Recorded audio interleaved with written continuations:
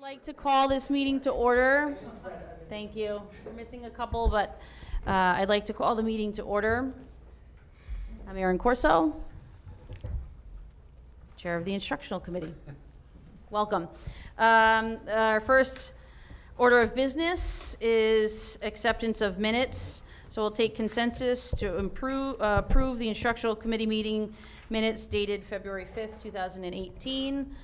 Prior to that, is there any discussion?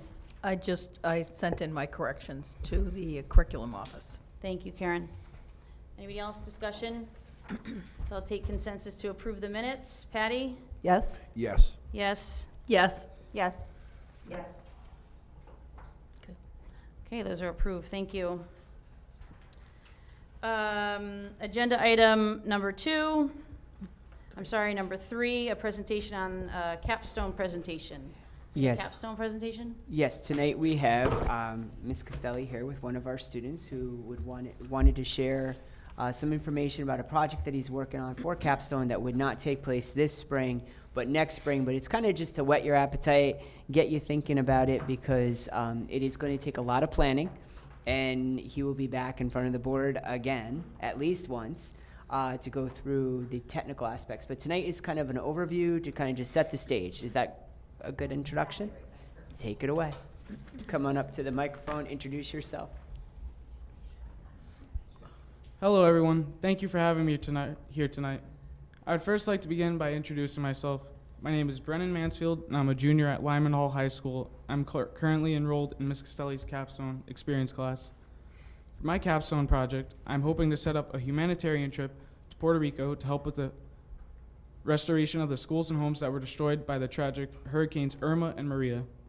I've chosen to set up a trip of this kind for my capstone project because many families are in desperation and need as much help as they can receive to restore and rebuild. After performing hours of research on how countries recover from natural disasters, I came across an article that stated that the suicide rate in Puerto Rico has increased nearly 1 person a day since the hurricanes have destroyed the islands. This made me realize that these citizens need as much help and support as they can possibly get. What my trip will consist of is a group of 20 to 30 volunteer students who are of the age of 16 years or older will fly to Puerto Rico with the appropriate number of adult chaperones required. I will be working and volunteering with CREW throughout the process of setting up my trip. For those of you who don't know what CREW is, it is a community group at Lyman Hall. CREW stands for Community Revitalization Efforts of Wallingford, and CREW has completed many projects of this kind in the past. For example, CREW has contributed to rebuilding Oklahoma, Alabama, and Tennessee. Because Ms. Costelli has set up a trip of this kind before, I'll be working with her and Mr. Terrell throughout the process. I have recently reached out to Habitat for Humanity to see what their plans were for the restoration process, and I was told that they will be needing more time to clean up the area before starting to rebuild. However, if we cannot work with an organization such as Habitat for Humanity, we are looking to go to either Florida or Texas and help with the restoration in those areas. The trip will take place over April vacation of 2019. Since this is an out-of-the-country trip, I am hereby asking for your permission to allow me to run this trip. Thank you very much for your time and consideration. Okay, just for clarification, tonight is presentation. And so it's just giving them some basic groundwork. And I know that there's several people in this room, including myself, who could work with you to make sure that you have all the forms to fill out for an international trip. And what I would suggest, just my humble opinion here, is that you fill out paperwork for an international trip as well as a domestic trip, continental USA trip, just that the board can review both of them, just in case, like you said, Habitat for Humanity doesn't have it prepared where you could go to Puerto Rico. You'll be in play for one of the other 2 states. So it's kind of covering all your bases. And the idea would be that you would want to come back, ideally, if you could come back before the end of the school year. Worst case scenario, you need to come back in September to actually ask the board, and it would move down on the agenda and would go under where it says possible consensus. And so then that would be a follow-up. But that would be a great opportunity for you to give us an idea of what the experience is going to be like also. Okay. Thank you. Are there any questions? Roxanne? So I think that's really exciting. Am I good? Yes, okay, I think that's really exciting, and I know if you're working with Ms. Castelli, you're going to be really set up for success because of her experience with crew. And I'm sure that you'll dot all your I's and cross all your T's, so I have confidence there. Are you looking to, so 20 to 30 students, are you looking to offer it up to Sheehan students as well, or are you looking? Yes. So how are you approaching that? Do you know, is that premature yet? And I'm fine with that. Yeah. Yes, that's premature. No, Er- actually, no, we probably do half. We probably do half and half, like Oh, we usually okay. do. Yeah, So okay. depending on the interest at both Sure, levels. yeah. And then I've actually met with, Lysandra and Adriana from SCOW. and Okay, we're great. hoping that we could all kind of do something together. Perfect. That was my next question. You read my mind. And that might be, I'm not sure how that would work. Yeah, That no, part that's would be- fine. I think that's a great connect. I was going to ask and make a suggestion that SCOW could be a wonderful resource to help you out. And then, you know, at some point, again, this is premature, but I just wanted to get you thinking about things, is what's the financial cost is there any financial cost to the district? And then what's the financial cost potentially to people that might be interested in participating? And so what's your whole revenue, where it's coming from, where's your money? And, you know, again, I don't expect those answers tonight, but just giving you stuff to think about, that there are always costs to any of these kinds of projects. And I think it's fantastic that you are choosing such a lofty endeavor, and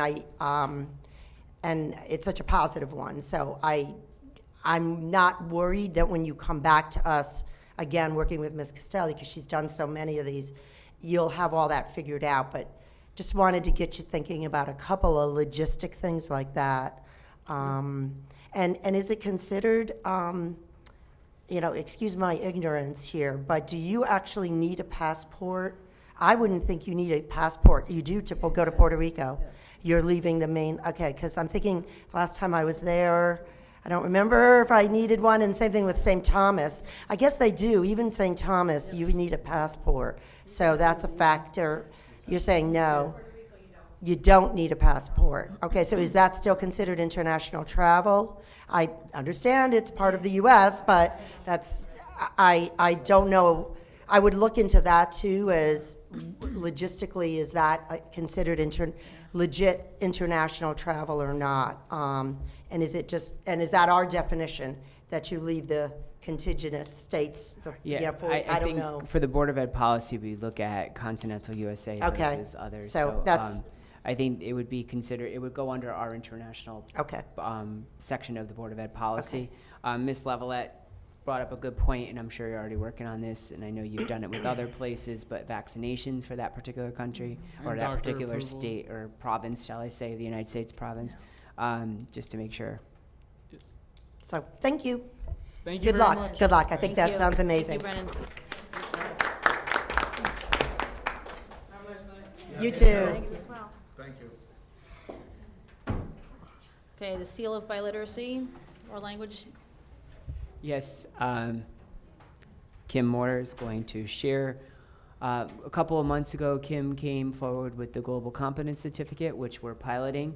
This is different, but yet another opportunity for our students to build their portfolio and resume as they move on to college or life after high school. It doesn't necessarily mean for college, but also the world of work, that this could be definitely accessed and appreciated. Hi, everyone. I'm Kim Moore. I'm the World Language Curriculum Resource Teacher. So the Seal of Biliteracy is actually a national program. And last June, Connecticut became the 27th state to legislate the Seal of Biliteracy, with Massachusetts following close behind. And you can actually see on this map here, all of the dark blue states are states at this point that have legislated the giving of the Seal of Biliteracy and what that means. And then the light brown states are getting started, and then Iowa there in the green is kind of farther along than the light brown states. This is not something that's mandatory, so the state Department of Education, along with Connecticut Council of Language Teachers and CAPEL, which is the administrators and professionals in English language learning, kind of came together with a bunch of different stakeholders. What it takes to achieve the seal of biliteracy is a nationally normed parameters, and then states are choosing whether or not for states to adopt it, and then give districts the opportunity to award it. So we are looking for the Board of Ed to approve us being able to test for the seal and award it to eligible students.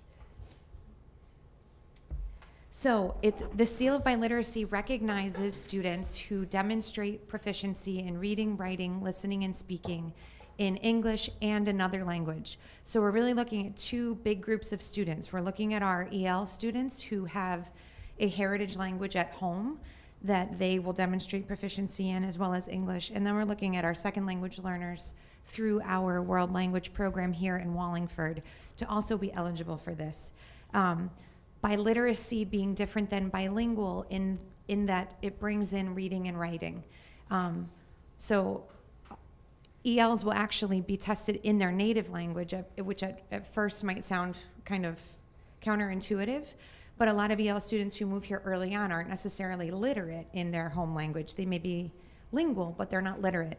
So biliteracy is different than by being bilingual in that it brings in that third and fourth domain. So why implement this? It encourages students to keep going with the study of that second language. It recognizes students who have achieved intermediate proficiency in that language. And colleges and universities are recognizing this either as kind of waiving a placement exam for world language, and colleges and universities are recognizing this by awarding credit for it. So I think there are upwards of 2,000 universities that are recognizing this in one way or another at this point, and hopefully that will build and become more normed in terms of it being recognized as an entry-level credit for students in a world language at the college level, and beyond college career readiness as well. So I don't think it's a surprise to anybody that being biliterate is a huge advantage in terms of career readiness. And if you just look on Monster or Indeed for 5 minutes, the opportunities that are open to a student that is biliterate are vastly broader than monolingual students. So there's a lot of incentive to do this, very different kinds of incentives. The state has now given Connecticut schools and districts the opportunity to award this. So now who awards the seal? From this point, it would be Wallingford Public Schools that could award the seal to our students. Eligibility criteria. So for EL students as well as native speaking English students, the English piece is tested just via passing 4 years of English at the high school level. So if you demonstrate mastery through your coursework in your 4 years of English study at the high school level, that checks off that box for English for native and non-native English-speaking students. The second piece is that you would be tested in the language other than English and demonstrate proficiency in that language. So this is open to students that are in grades 10 or higher, and we've got a couple options for the assessment that we can choose. And there are a few factors that will weigh in ultimately on the assessment that we choose. But it's good to note that in the blue there, even for our ELL students, our English course offerings at Lyman Hall and Sheehan suffice the English requirement. There's no lost link score that they need to achieve. They don't need to take one of these assessments in English and incur an extra cost. So that's a good thing. These are a bunch of the options for assessments that we can choose. As a department next week on our early release PD day, we're really going to dig into these top two. These top two are the most known and the most accessible monetarily. So the Apple test up top, the assessment of performance toward proficiency in languages, is $20 for a student to take, and the Avant stamp is between $14 and $20 depending on the quantity of tests that we purchase. So kind of a lower barrier of entry than the OPI, for example, which is about $135 for someone to take. So both of those top two tests they test the students in the 4 different domains. So there's a listening piece, There's a reading piece where the student is then demonstrating understanding of what they read. There's a presentational writing piece, and then there's an interpersonal speaking piece that involves an avatar, really, that's asking you questions. The Avant stamp is actually a adaptive test, which is interesting and something that will really probably weigh in heavily on our decision, where you don't identify the student at the beginning as being either novice mid or mid advanced. It just begins with everybody the same way, and it scaffolds up from there depending on how the student does. The Apple test, you identify at the beginning whether you want to test the student on Form A, which allows them to test up through intermediate, or Form B, which has a floor of intermediate and tests up through advanced. But both of them have a pretty interesting and cool ability to test the student's ability to have an interpersonal conversation with somebody. So looking at those, so knowing that those two are about $20 for a student to take, a student can retake only one module. So if I didn't reach I3 or intermediate mid, which is what I would need to reach in all 4 domains to be eligible for the seal, I could retake one module for $5 at another time. So that's kind of a good thing too. You don't have to retake and repay for the whole shebang. Trying to think of what else about the actual tests. But the Apple test will give the students back, feel free to pass this around. This is the student report that comes back. And so the nice thing on the back there is that it breaks out the 4 domains. It shows the students where they scored in each, why they scored there, and then some strategies to push them forward to that next level. And these are things that we'll also be employing in the classroom as well. The Avant stamp test allows the test proctor the ability to go back in and see the student's work. So if a student was unsure as to why he or she scored the way that he did, I would be able to go back in, we'd be able to listen to it or read it or, see it, and then say, okay, we're able to sort of figure out here where it is that you missed the mark and what we should work on. So they both have a nice feedback piece. You're not just left with a score wondering how to move forward from there. They both have the ability for a test proctor to question the scores and ask for a second opinion on the scores. So if something came back that looked askew and the classroom teacher were to say to me, there's no way that this kid shouldn't have gotten an I3 on interpersonal speaking, we would, at no extra cost, be able to reach out to the company and say, this student, this module, we're looking for a second opinion. And there are actually districts in Connecticut that have experience with doing just that, and said it's not a headache in the least. So those are kind of 2 nice customer service pieces to those tests. Also, third from the bottom, the Alira is really the only option that's out there for Latin. So it's an exciting thing that there is an option for Latin, but Latin not being much of an oral language at this point, it's just an interpretive reading assessment. We have demos for all of these tests, the Alira, the Stamp, and the Apple. So the teachers, I took the demos for the Stamp and the Apple. They're really apples to apples, but so I'm hoping the teachers kind of take the demo, see which one they like a little bit better. The students can demo them, which is great, which also I think eases a little bit of just the anxiety of what does this look like. So aside from the fact of, should I even spend $20 on this? Do I even have a crack at this? What does this look like? What is it, what do you mean the light turns green and I have 45 seconds to talk to this person on the screen who's like, so it was, I really loved taking the demo to kind of see what they both were all about. And we have a demo for the Alira as well. You raised your hand, Kathy? Karen, sorry. Will any of these tests, any of these be acceptable, or you're not determining that yet? For meeting the requirement? These are the only tests that are acceptable for meeting the seal. And these were set by the Seal of Biliteracy national governing body. So Connecticut didn't have any ability to say, oh, there's this extra thing we do in Connecticut that we want to add here. These are all nationally normed assessments. These are the assessments that in all of the 30 or so states that are awarding the seal, this is what the choices are. Okay.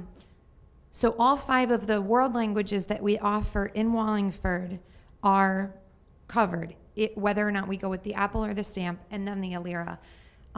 Many of our native languages that we have students that speak are also covered here, not all of them. So for a student whose non-English language is low incidence meaning that there isn't a nationally normed assessment for it at this point, it's sort of up to us as a district to figure out where to go with that. So I'm hoping to work with the World Language Coordinator in New Haven, because New Haven has many more second languages than we do. And many of our languages that we have, Arabic, we have Thai, we have, actually Thai is not available on the Apple, but many of the languages that our students do speak at home are available on the Stamp or the Apple. But the few that aren't, Thai, Gujarati, Bengali, I'm hoping to work with New Haven, who's got a little bit of a ball rolling in terms of figuring out how to use their community resources to come up with a way to test those students. And you can see that the seal of biliteracy in the state are kind of leaving it in the district's hands. It's a little bit loose at this point. The district determines a plan to measure the student's level of proficiency. And that needs to include interpersonal speaking, listening, presentational speaking, which is just more formal and you have some time to actually polish it up, and reading and writing. So looking at our students that are, and this isn't all of our native speaking students that are in high school right now, but just those that are enrolled in EL classes at Lyman Hall and Sheehan. This is hard to see. Many of them are Spanish speaking students, which is definitely covered in those two tests. But looking at our class of 2018, which would be the students that we'd be looking to test this spring, if these students were interested in taking the test, Arabic is covered in the Stamp or the Apple. Thai is not covered in either. So we'd need to be looking for something, or the pilot year, that if we were to do a pilot this year, we may not have something for those low incidence languages yet, but we realize that that's definitely a step we need to take quickly if you do endorse this and we go forward with testing for the seal and awarding the seal. I'm also interested in the sign language proficiency exam, Yeah. because we do have some students that there might be an individual in the home setting, or they themselves might have a hearing impairment. And how do we go about, do you have a connection at the American School for the Deaf? I'm sure that we could, and I'm confident that was never mentioned in anything that's been going on so far with this, which is interesting, because it is often mentioned when districts talk about whether or not ASL should fulfill a world language requirement in districts that have a world language requirement, and it always is a yes, it does fulfill the requirement. So there's got to be a normed assessment out there for it. Could you go back to the list of assessments? Sure. And Yeah, state there is one on there for sign language. There was? Oh, good. Yeah, There's actually a Yeah, if you went back to that. Yeah, I there think was Yeah. a Sign ASL language and then sign proficiency. language. and- Great. Yeah. Yeah, there's a couple. on Awesome. there. the I hadn't thing- even thought about it. The Yeah, thing that, I do know that there are some students at ACES, and I don't know if currently our students that are there are participating, but when my son was there, we went to sign language classes, and we all learned to sign. So I think that might be something Yeah. that someone might be proficient in, perhaps. Absolutely. Looking at this, which was not in my slideshow, but it's a separate PDF that we got about implementing the seal. It lists the prices of everything. It looks like the ASL proficiency interview is $165, and then the person that put this together wasn't able to find the cost for the sign language proficiency Patty? interview, I assume? Hi. I had a couple questions. Sure. First one is, you said that students would pass English and that would count as their English part. When you're looking at the test, you said they had to be a mid-level. Can they pass with the D- and meet that, or do they have to be mid-level for English too? There's no requirement for the English, so whatever we endorse as a district as a passing grade is adequate. Okay. And my second question was, you showed us how many students could go that speak a second language, but how many students do you kind of think are taking world language right now that might be able to go for the seal? I don't envision us testing sophomores, juniors, and seniors right out of the gate. My hope is to test seniors this spring, because it will be their last opportunity, and then early next fall, in time for giving the test, getting the results back, and possibly allowing for some retesting before students are putting resumes and transcripts out to colleges, open it up to next year's juniors and seniors in the fall. We have a few hundred seniors at each high school that are still enrolled in a world language course. So, thanks. Have we given No, that doesn't consideration? make sense. We don't have yeah, I want to run that number. A few hundred wouldn't make sense. We have probably 75 to 100 at each high school and a few hundred as a district. Just thinking of our upper level offerings and about the average number of students that are in each class.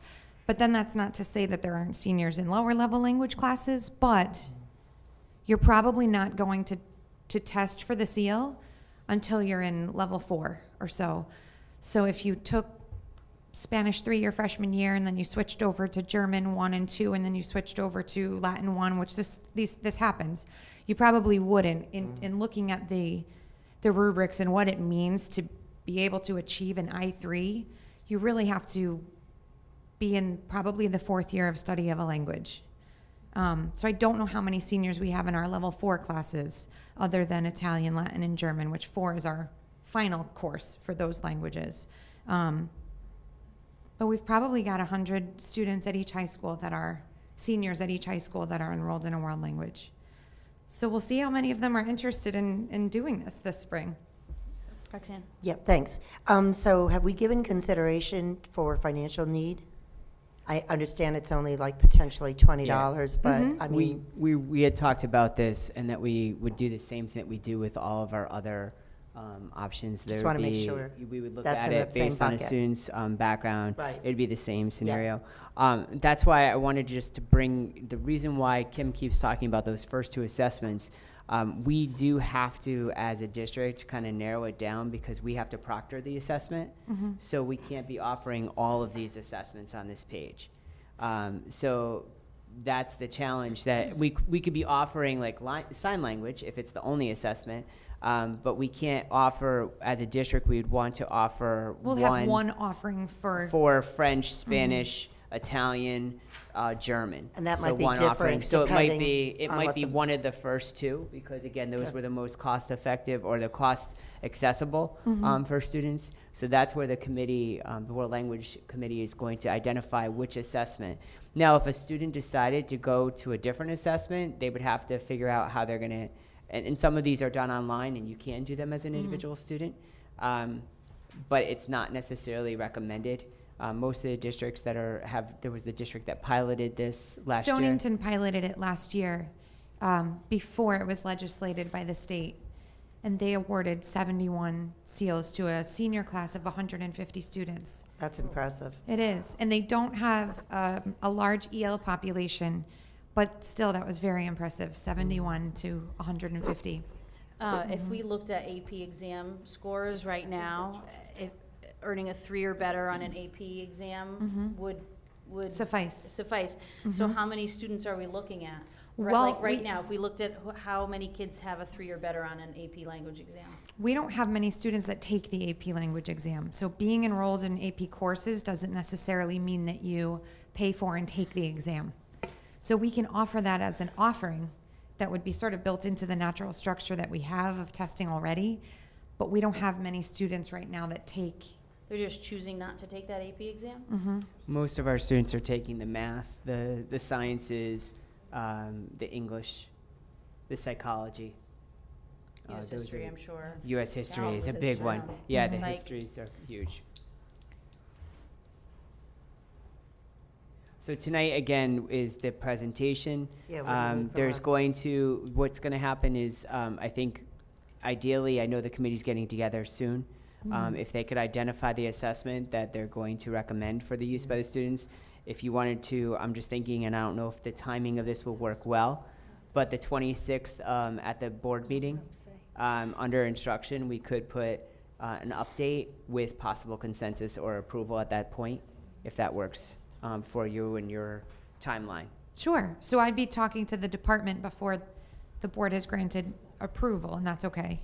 Yeah, you'd Okay. be talking to the department, you're not moving forward with it, you have to finalize the assessment. You have to kind of clear up all of that, potentially, get everything lined But up. do you want to at least get an idea, even though there's no consent agenda item, our board member, I mean, I'd hate to have a department That's a good point. spend a lot of time and there isn't board support for it. Even though, like I said, it doesn't have listed as a consent agenda item, could we just get a sense of whether board members would want you to continue on this path and not waste your time? Right. And just get that sense. And if there is, then great, go for it. But I just want to make. No, that's a good idea. I- Yeah, I'm just curious, go ahead, Patty, you were before me. Go Okay, ahead. so, no, I definitely think it's a great idea. When you're in that department, though, could you talk about what I just mentioned about the English level too? Yeah. Because to me, if we're asking mid-level for a foreign language, we should ask something similar for our own language. So it'd be nice to get a recommendation from the department on that. And talk to CT Colt or whoever, the state, is that something they're putting in the hands of districts to Yeah, determine, that's a good question. what demonstrates English proficiency or is it something that the Seal of Biliteracy is saying, blanket, if your district calls it passing, we call it acceptable. So, yeah, I'll definitely dig further with that. I'm also curious what tests Stonington used. They use the Apple. They used the Apple. And Glastonbury actually uses the Apple just as a benchmark for themselves, and they pay for it as a district. They start in 5th grade. They give it to all 5th grade students just so that they can get a sense of how they're performing. They do it again in 7th. They do it again in 9th. So they kind of already have a system in place for this, and I got to go see 2 of the modules in action with the classroom because the tech piece is giving me a little bit of, we're going to have all these students doing this with the headsets and the technology piece, but it is a very user-friendly program, and there's all these checks in the beginning to make sure that the mic was working and that you can hear and you can back out and you can save and you can pause and and they said they have very minimal issues ever. And with the stamp, there's somebody on call while you're administering it so that you can have sort of a live tech support at any moment. So the 2 districts, the district that awarded the seal last year, Stonington, used the Apple. And I know that Glastonbury uses and sort of condones the Apple too. So just to Okay, thank you. clarify, if I can, because I know we want to make sure that we understand this, that if the board wants you to move forward, it's to determine the assessment for your French, your Spanish, your German, and your Italian. So you're going to identify which of the 2 assessments it appears are the options. Number 2, it sounds like for Latin, there's only 1 game in town. Yeah. I think that in terms of sign language, if you could determine if there were students who came forward, which one, because I think there were 2 up there, but one didn't have a price. Yeah. If we could I don't even, determine. it doesn't really even have a title, it just says sign language proficiency. It feels like it's missing a. Yeah, an there's hour. something else there. So if you could work on that one too. And then I think it would be important to, like you said here, the parent letter, to have that kind of in a packet. Yeah. That we could put together for, again, if the board wants to move forward with this, for the 26th of March at the board meeting under instruction. Sure. And I'll share with you now, actually, Colt put forward a stock parent letter, which I would plan to include along with a district parent letter to go out to parents of students interested. So feel free to take a look at And this. Colt is Council of Language Teachers. Yes.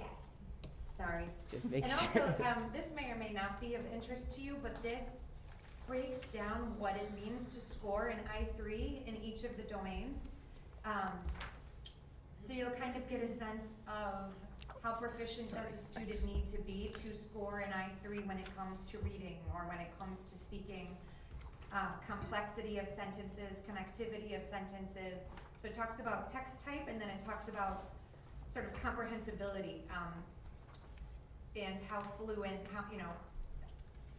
errors, how much do errors interfere with your ability to be understood. So this is kind of a lot to take in if you're not really a language person, but it's also that's wonderful. Oh, one whole packet. Yeah. Oh, my I know. But it is interesting if you did say to yourself, what does it mean to be an I3?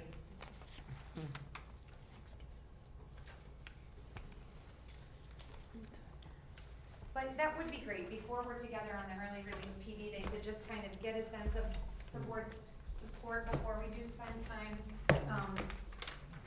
talking about it as a department and starting to talk to students and get them familiar with the rubrics and self-assessment and determining whether or not this is something that they want to do. So why don't we take a roll call?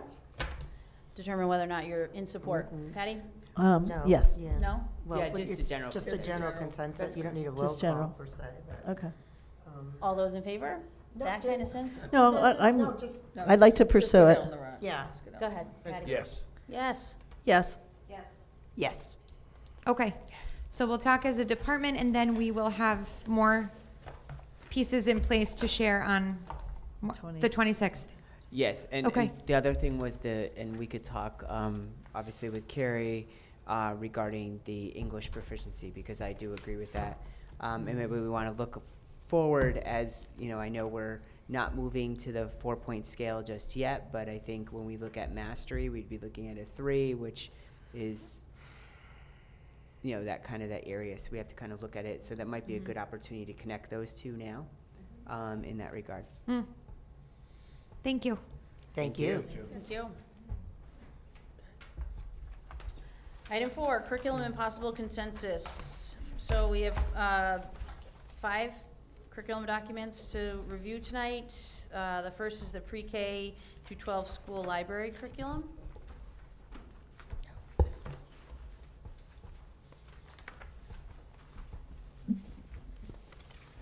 Hello, I'm Rob Covey. I'm the Career and Technical Education Coordinator. I also oversee the library curriculum, and what was shared with you tonight is the results of about a year and a half worth of work and collaboration among the librarians, and we're very happy and excited to be able to present that to you. Are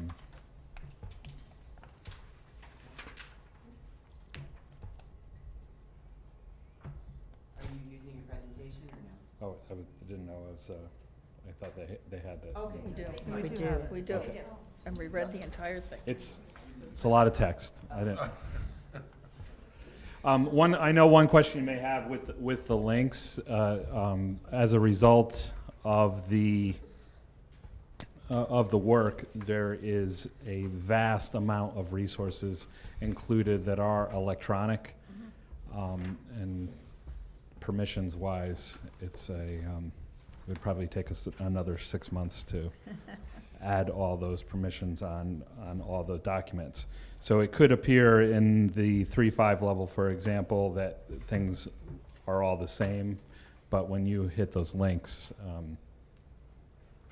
there's very detailed and robust resources for all the librarians. One of the other questions I know when we were presenting this and discussing this is included on page, it's on page 7, which an explanation of the document. There is a variety of the way librarians do work with students from PK through 5. There's direct and whole class instruction, and then moving 6 through 12. Librarians work in a collaborative and support role. So most of the resources and links you'll see in the PK through 5, and it doesn't have the same resources. But as part of their work, the librarians met together to align with the ASL standards, PK through 12, and creating specific strands of what it is they would like students to know and be able to do by banded grades. So it's all broken out by strands, and then it says, well, each student by grade 2, by grade 5, by grade 8, or by grade 12, what they would hope them, the students to be able to do. Questions, Patty? All right. First off, this is a lot of work. And I just want to say, congratulations or whatever you want to say for getting it together, because this is And awesome. it's the work of the people that Yeah. came here. We have Laura McCall from Fritz, and Ann Poirier from Moses Y, and Anna O'Brien from Cook Hill, and Melissa Dorsch, who all came out tonight to just cheer it along. Yeah, no. And it's really, I'm impressed and very happy to present this. And I think it's a unique document because in looking around to try and borrow from other districts, it wasn't something necessarily easy to find. And it is definitely a representation of not only the hard work to put it all together, but the hard work that they do every day. It's But I do have I Deep. have a question. Go And the pre-K through 5, you've answered, and I got that.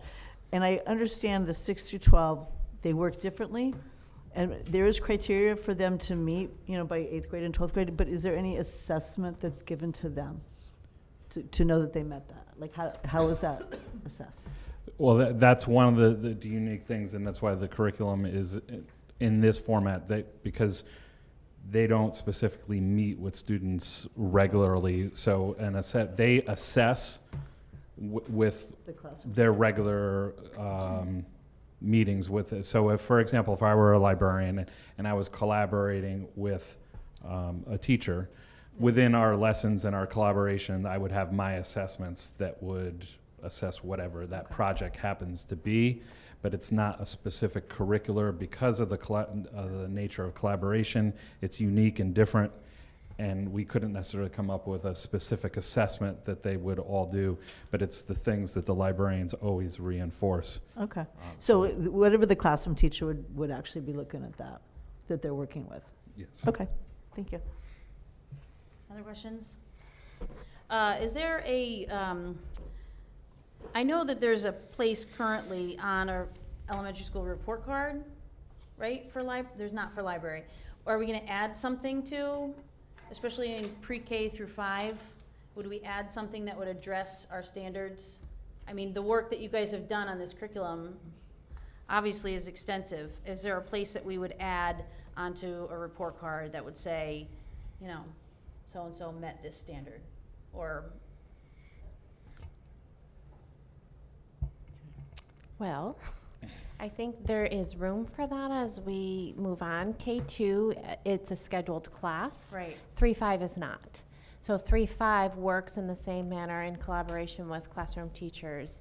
So, as we look at revising the elementary report card, which it's severely in need of, we can look to separating out these standards with K2 and 3-5 and try to encompass some of those things into the report card. thanks. But currently, it's not. Okay. Any other questions? I just wanted to make a comment. I want to echo Rob's comment about this group of individuals. I've gotten to really appreciate their work over the last 9 years, and we have some new members of our team in the past 3 or so years, and they are just so committed to the students. And the other people who couldn't be here tonight equally as committed, and we're very fortunate. Our students are very, very fortunate to have them in their lives as people who truly appreciate literature, have fun, are fun, and really bring that joy to creativity. So we're very, very fortunate as to what they do on a daily basis. And I'm sure they were a relatively, I don't want to assume, but I think a relatively easy team to work together with on writing a curriculum because they are so committed. And I don't want to embarrass Ms. Levac, but she did say this document had no mistakes in it. So That never happens. totally, you have. I was worried. I looked I just have to multiple say, times you rocked it, check. guys, because that's Yeah. awesome. So, but again, with all sincerity, thank you very, very much for not only this, but I know what you guys do. I enjoy walking by and seeing the little conversations going on with students, the newspapers that come out of the schools, all the different activities. You all step up. So thank you for that very, very much. And I think that we would all like to echo that it's so important to us that you appreciate the work that we do and that you consider our role important in the education of our children. So thank you very much. Of course. Consensus? Are we ready for consensus? Yes. Patty? Yes. Yes. Yes. Yes. Yes, Thank you very much. Thank you. Thank you. thank you. Well done. We'll celebrate. They have doubts. Letter B, high school theater, 2, Unit 1, performance.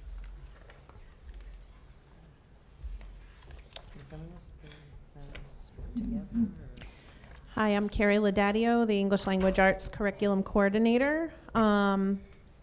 And I could do each unit individually, or I could present them in pairs if you'd like, as they do kind of roll one into the other for each course.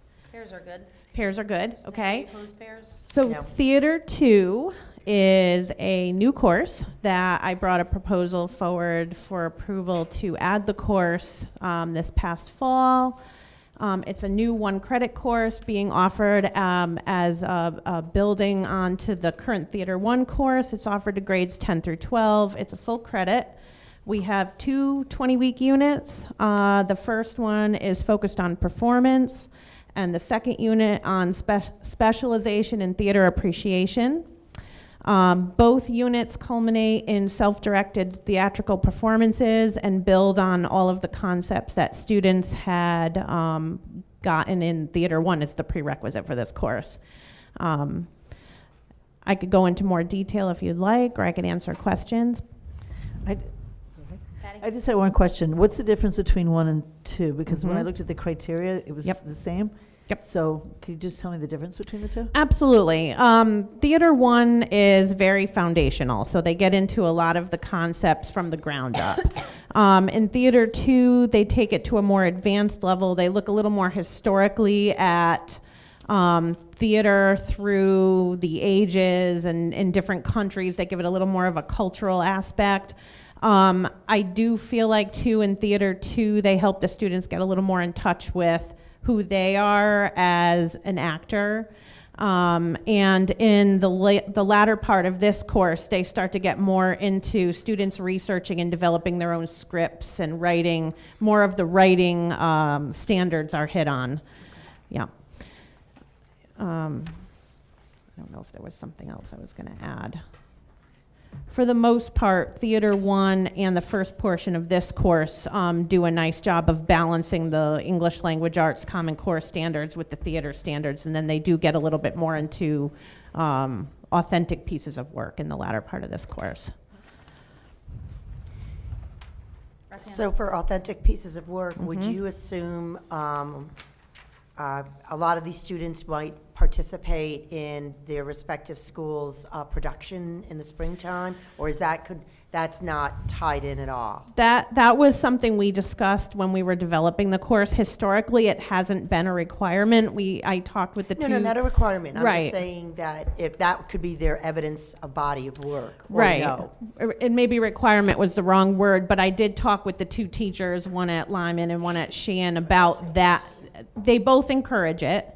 So that would be an acceptable form of showing evidence of your work, your personal, I don't know, what's the right word?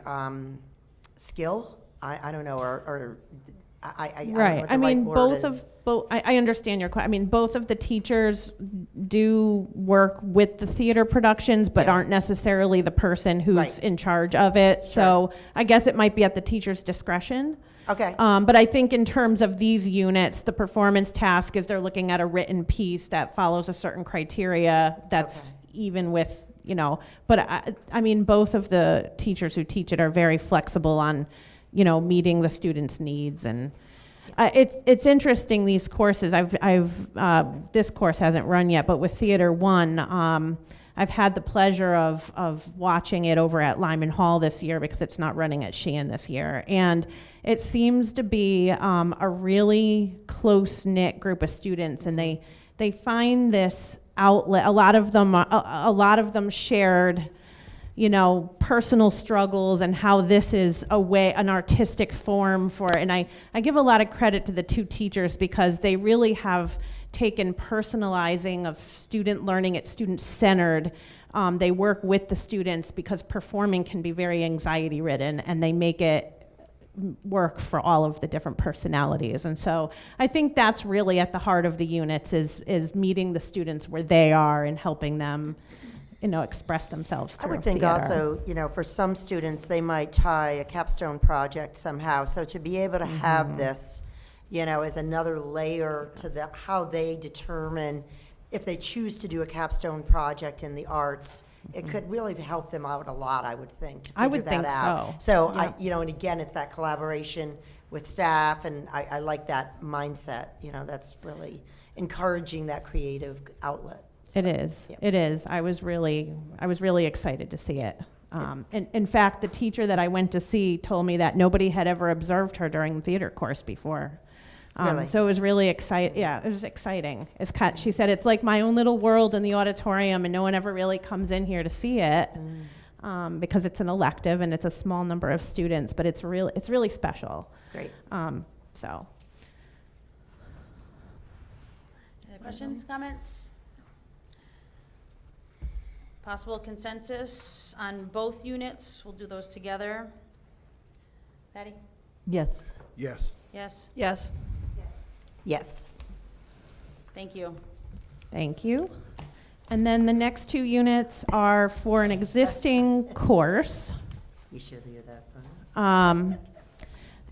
Film appreciation is an existing half-year elective for grades 11 and 12. And they were operating off of our older format of a course outline.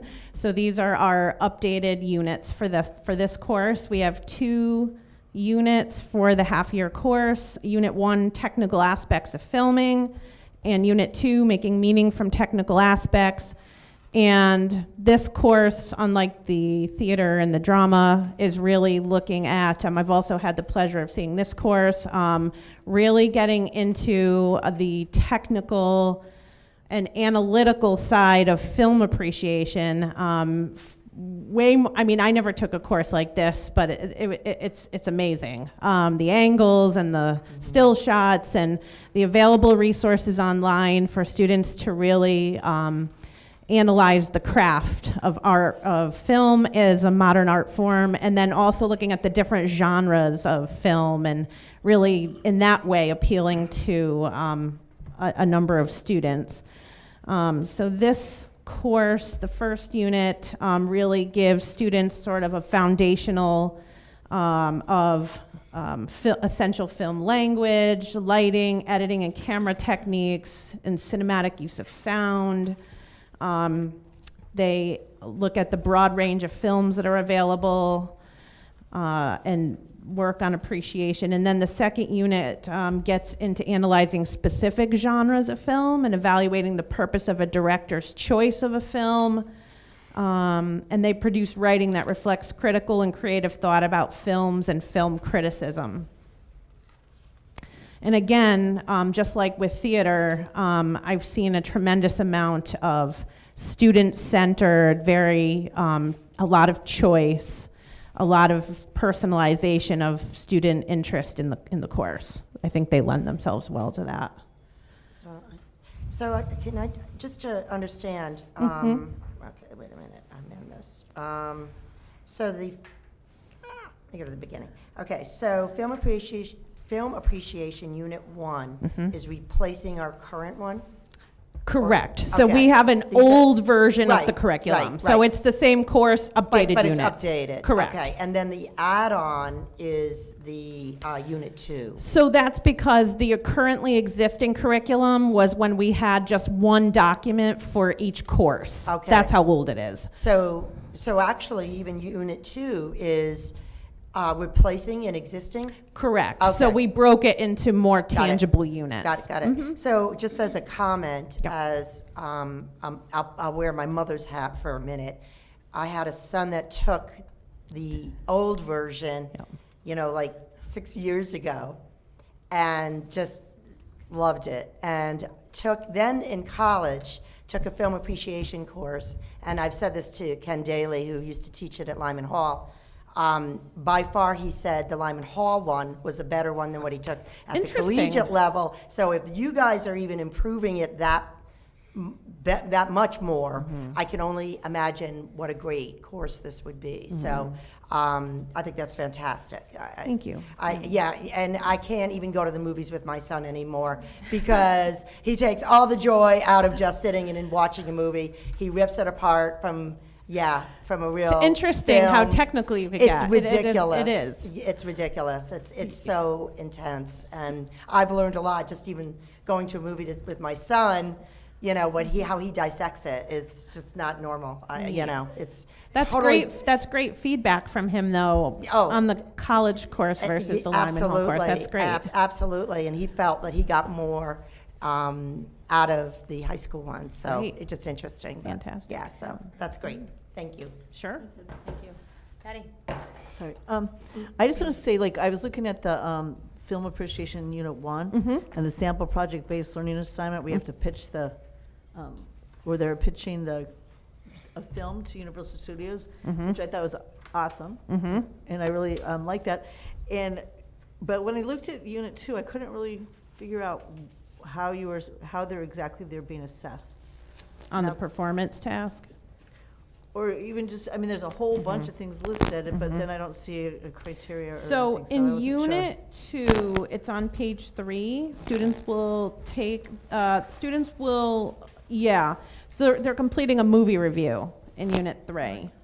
Students will watch selected cinema and have a questions to answer based on cinematic principles In Unit, in Unit 2. Two. Unit 2. okay. And you know what I love about that is it really does force a young mind to see movies they may never ever see, in a million years.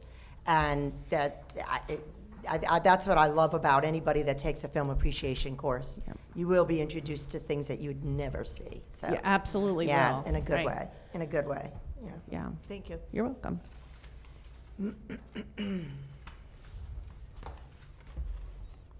Questions, comments? Move to possible consensus. Patty?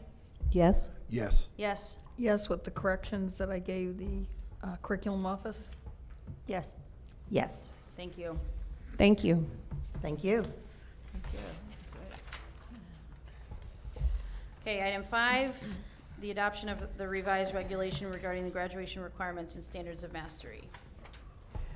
Yes, this document, policy committee met. Ms. Latour? Sorry, I'm sorry. So this regulation is up for revision mainly due to the fact that we are no longer giving the CAPT test in science. This year, the state of Connecticut allowed for us to have a waiver, all towns, to not give the CAPT in lieu of the NGSS pilot test. All students in grades 5, 8, and 11 will be taking the official version of the NGSS test next year. So this year is a way similar to what they did with Smarter Balance. They had a year prior, before it became official, to pilot out test questions. The district does not receive any scores or information from this pilot test. So we needed to update this particular regulation to take CAPT language out because it's no longer in use.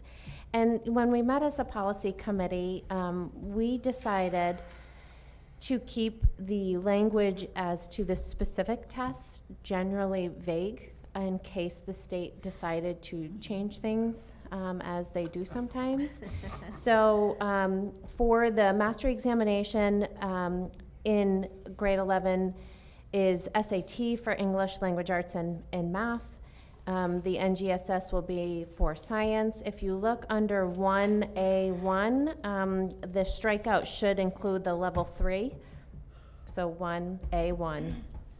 And for your information, the SAT benchmark that the state requires in English language arts is a 480, and it's a 530 in mathematics.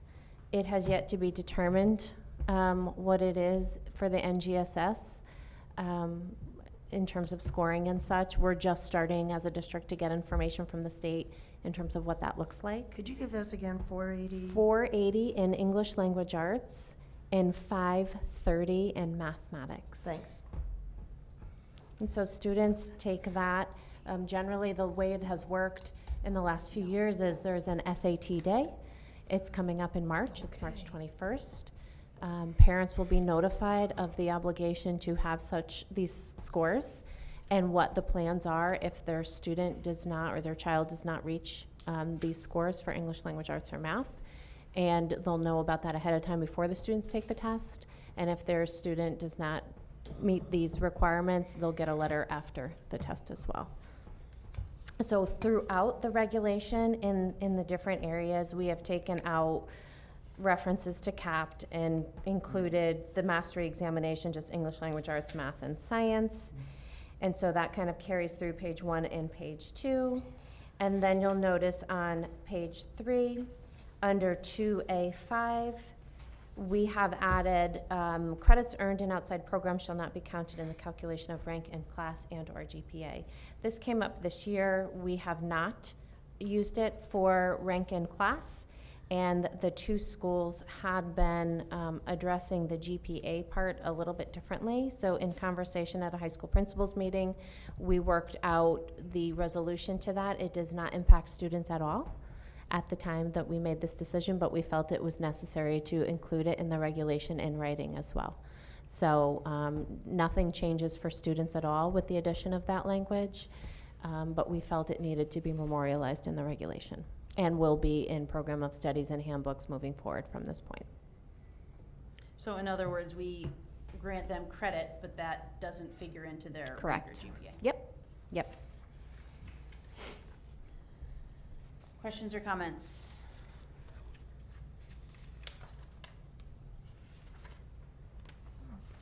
Okay, moving to consensus. Are we ready to Actually, move? I don't- Or not ready? Not ready yet? Do you want to read it again? It's just a first read. First read. Okay. Mhm. Well, That's our yeah, first read. but and it goes to the Correct. the Mhm. board meeting. So as with prior policies and regulations, if you have any questions or concerns or language changes, just reach out. You'll see it again at the end of the month. Thank you, Carrie. Okay, we'll open up for public comment. Seeing no public. This meeting is adjourned.